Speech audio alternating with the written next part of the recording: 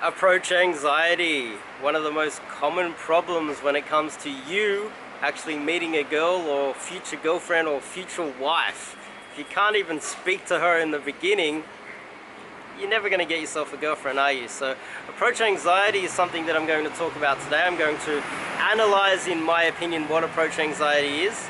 I'm going to tell you how it works with game as well, and I'm going to give you a few kind of hacks, kind of strategies that you can overcome it. Keep in mind, you cannot just drink a drink or watch some sort of digital product and then it's going to get rid of approach anxiety for you. That's for the digital marketers and the fake scammers out there. You have to face your fears. That's life. I'm sorry to tell you, but that's life. You need to face your fears. I'm going to give you a few strategies that will make it easier for you, but you still need to face your fears to overcome them. That is life. But before we get into it, make sure you click the subscribe button. I've also got a Telegram group. Just download Telegram on your phone. You can join my Telegram group and have one-on-one chat with me and my little group. Maybe have some one-on-one coaching as well. But yeah, just before we get into it, make sure you click the subscribe button. Join up to my Telegram group. Approach anxiety. I wrote a few notes here. Approach anxiety. Oh, but you're probably wondering what happened to my eyebrows. I dyed my eyebrows and dyed my hair. The reason is, I'm almost 40. My hair would literally be grey. And do you think a girl under 25 will even speak to me if my hair is bright white? No, I've tried it. They don't. They look at you, they literally look at you and then look up and they're like, oh, see you later, Grandpa. Dye your hair. It's a little bit dark at the moment. Maybe tomorrow it'll start to look a little bit better. I've got a date later on today. Hopefully this doesn't burn it out for me. So, alright. Approach anxiety. Approach anxiety. One of the biggest problems that you guys will face. So I'm going to try to help you guys get through it today. Approach anxiety. Wow. So, when you approach a girl, or when you are thinking of approaching a girl, your heart rate will start, your heart will start beating, your adrenaline will start pumping. When you approach the girl, sometimes you might notice that you're looking at her, and then you start wondering, like feeling a little bit scared. It's not that you're scared of talking to the girl, it's that you're afraid that when you speak to the girl, you might be violently attacked. And that is built into your genes through thousands of years of men talking to the wrong or approaching to mate the wrong girl and being violently bashed to death. What do you think happens in Africa even today? If a guy goes into the wrong territory and speaks to the wrong girl, the opposing tribe will come out and literally bash him to death. This has been happening for thousands of years, and if you have a look at, say, lions or apes or animals in the jungle, if you go and speak to girls that are part of a different group, you will be attacked by the alpha male of that group. That's how it works, and that's what's built into your DNA. You are afraid to speak to her. 80% of it is because you're afraid that you're going to be violently assaulted for doing so. And that's why a lot of guys, they get themselves a wing. So you get yourself a wing, and then you feel, oh, okay, I can approach now, I've got someone to talk to, go over there and speak to a girl. And what's really going on is you speak to the girl, and deep down, even though it's an unspoken thing between you and your wing, you think, okay, well, if I approach the girl and someone was to attack me, my wingman's going to jump in and protect me in a fight. That's kind of what's going on. Because if you go out solo, you usually will have a lot more approach anxiety than when you have a wingman, don't you? And then after you get the first, say, 2 or 3 approaches out of the way, then you've for that day, you've got into a rhythm, and you've got rid of it. The fear's gone. It's like jumping off the bridge the first time into the water. As soon as you do it once, you can do it over and over again. But that's kind of what is really going on when you get yourself a wing. Another part of that problem is that you will go out with a wing sometimes, and you will be fearful to approach really, really good looking girls that you really want, because you are afraid that your wingman will judge you because you're getting rejected. You want the validation of your wing, which negatively affects who you approach, but you can't go out solo because you're afraid that you're going to get assaulted. You know, that's really what approach anxiety is. So therefore you need the wing, and then the wing, you're worried is going to judge you because you're seeking validation from other wings.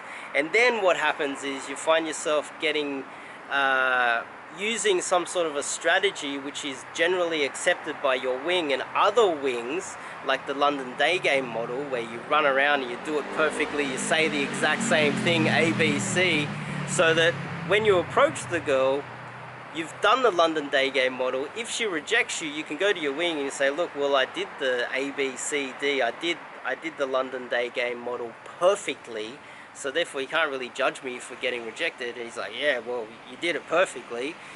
And so this is the trap, the cycle that you get yourself into. So if you're able to break out of that, where you don't really need a wing, you can go out solo, you can avoid approach anxiety and the fear. There are a lot of people out there that can go out solo and do a lot of approaches. They're called psychopaths or sociopaths, and that's why people associate pickup with psychopathy and sociopaths, the dark triad.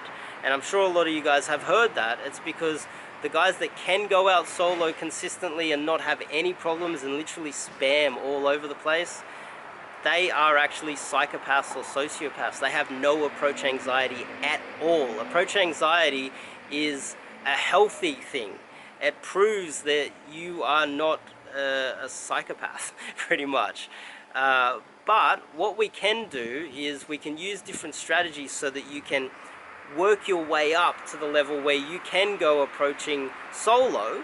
You know, you don't need the wingman as a protector or your tribe so that you can go out and get women, because that's kind of what it is. You go out with a group of boys. You're not scared of anyone assaulting you because there's a big group of you guys. There's 5 or 6 of you guys, so you can approach girls and you've got no problems. Like even last night, I saw this group of guys, about 5 guys. There's like some really big guys. They've had a few drinks, and the smallest guy, the tiny one, the guy that's like 4 foot tall, is going, I'm looking for a fight, I'm ready to go. He's a real tough guy because he's with his group. He has no problem talking to girls. He's a real tough guy because he's got his group around him. It's that group mentality. It's like the pack mentality. He's like part of a gang. He's a coward. But if he was by himself, he wouldn't be talking so tough. And this is all associated with your approach anxiety. It's all connected. This is what approach anxiety is. And then part of the problem with this type of community is that you might find yourself a wing that judges you, so therefore you need to use really bad methods. So how can you overcome it? So a few ways that I have. Oh, okay, I wrote some notes. So just say you build yourself up and you're able to get out of the approach anxiety. You're in that zone for that particular day. There will still be girls that you really are attracted to. You just think, wow, she's stunning. I love the look of this girl. Everything about her is amazing. But you don't approach because there is a higher probability, and you're right, there is a higher probability she's going to reject you or friend zone you. But you feel, you know, this super good looking girl is out of your league, so you don't even try. And that is one thing that would destroy your game long term, is not having a go, or at least trying to approach the girls that you are really attracted to, the ones that you really, really want. And if you don't do that enough, and you continue to avoid the girls that you really, really want, and you know it, you go out and you see stunning girls and you don't do anything about it, you know that you didn't approach that girl, and that becomes a bad habit. that will continue and plague you for the rest of your life unless you overcome it. It's another thing you need to overcome. Now, there's a book that I'd like to recommend to you guys. It's called Grit by Angela Duckworth. This book talks about how it's not necessarily skill and talent isn't just, it's not something that you're just born with. The most successful people in the world have struggled to overcome certain things. So just say they weren't good at studying or whatever, but the people with true grit, the ones that continued to work at it, they're the ones that overcame it and ended up getting themselves a PhD and became famous scientists or whatnot. Or people who weren't necessarily talented or gifted genetically with sports, but they worked harder than anybody else, yet they found out a way to succeed. You know, this is grit, and it is very relative to what I'm talking about today. There's a lot of guys that I have met that are not willing to put in the time and effort, and they're not willing to change up their strategies over and over again until they get the success that they want. So therefore they end up, well, they really just jump up a little bit, and that's approaching, and then they just plateau for the rest of their lives, and they never ever reach the next level. And it's kind of sad when you see these guys that have been doing pickup for years and they think that they know everything, but they've never really put in the time and effort to get good at it. They've never really had the type of girlfriend that they want, and it's just this failing endeavor for the rest of their lives. Grit is something that is very important, and if you were to get that book, that would be a good book for you guys to read. So, where are we? I read a book on emotional intelligence, and there's the optimist and there's the pessimist. A pessimist tends to just think that, okay, well, I'm a short brown guy, or I'm a skinny short white dude, or I'm too old, you know, and they just say, okay, well, I can't do this because these are my limitations. I'm going to do my best, and I'm going to project that I'm trying my best, but I'm not really going to do my best, and I'm going to use that as an excuse. And what they do is they don't actually keep evolving and changing things. Like if you look at my eyebrows and my hair, how many guys out there with grey hairs are dyeing their hair and their eyebrows, you know, to try and make them look a little bit younger, because they know, they've tried it at least. I don't know anybody, but this is just an example of the type of stuff that you need to do in order to get the results that you want.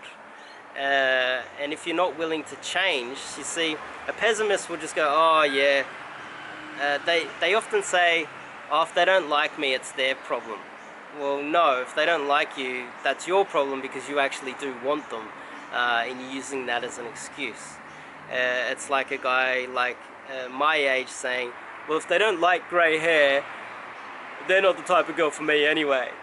Well, no. They are the type of girl for you. You just need to dye your hair and not be the type of guy they don't want. And that's the optimist way of thinking. That's the way I think. I'm an optimist.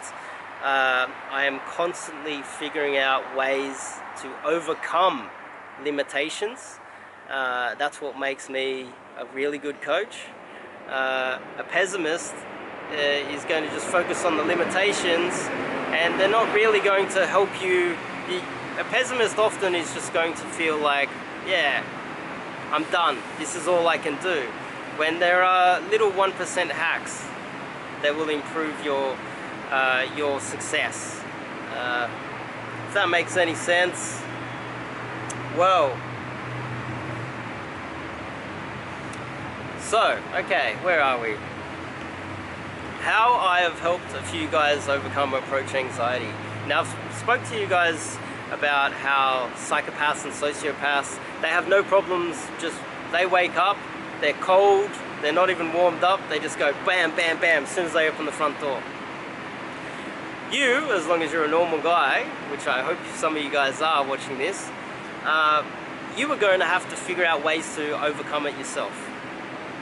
And when you overcome it today, the next morning when you wake up, you start cold and you start from level 1 again.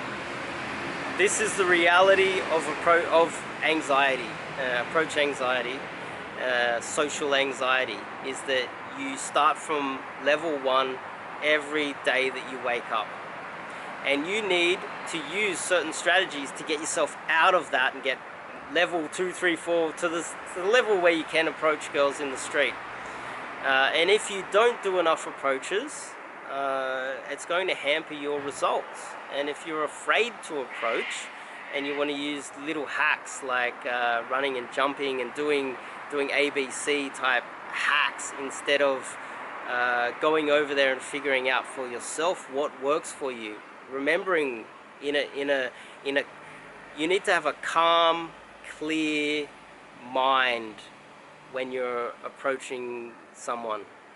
You can't be over there all nervous and stressed, because you're not going to remember clearly everything that happened and where you went wrong, so that the next approach you can improve it. So therefore you need to deal with approach anxiety before you start to be able to properly analyze each of your approaches to move to the next level, where you start to get the type of results that you want and really need and really deserve. So you need to be calm. You need to be calm, cool, collected, and ready to go. And so one of the strategies that I would often use is go to the gym. Sounds real simple, but get some cardio in, lift some weights, build up a sweat, have a quick shower, and then go straight out and try to do some approaches.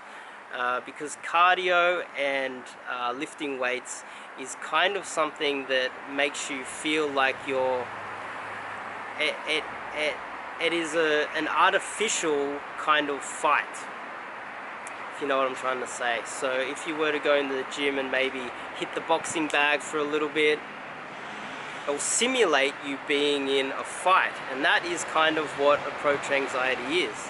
You're fearful that someone's going to attack you, but after or during the fight, the adrenaline's kicked in and you are no longer fearful of the fight, you're just fighting. And you go into like a flow state, and that's the next level. So one thing I have done in the past is there was one guy that had really bad approach anxiety, so I brought some 16-ounce gloves and we had a bit of a box, put some headgear on, and we actually just had a proper, you know, maybe 10-minute box until we were just covered in even 10 minutes of like punching each other. You get up a big sweat, you're exhausted afterwards, drink some water, spray on some cologne, and just go straight out there and do some approaches. And this guy had extreme approach anxiety. He was very fearful. But after putting on the boxing gloves and having a bit of a session, he had less approach anxiety. I'm sure you guys never heard that anywhere else, but that is one hack that you can use, is do a little bit of boxing with your buddy. Your wingman, if anything, would be far more useful if you went to a boxing gym and your wingman was a boxer, and you got in the ring, put some headgear on, got into a fight, and then went out solo to do approaches. That's the best wing, the wing that would get you in that mindset of approaching without having someone judging you that you're not doing the model properly.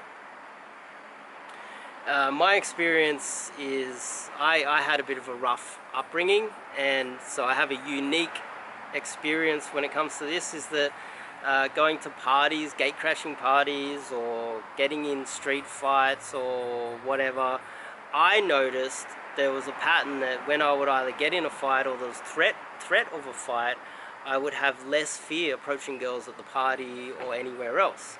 And that kind of, in a way, helped me get laid a lot when I was younger.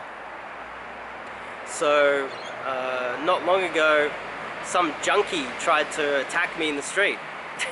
A literal junkie tried to rob me, and I got into a bit of a shoving and yelling match. After that, I was walking home. I had no problems approaching girls, and I actually did. I met some American girl, and she literally just came straight back to my place for dinner, and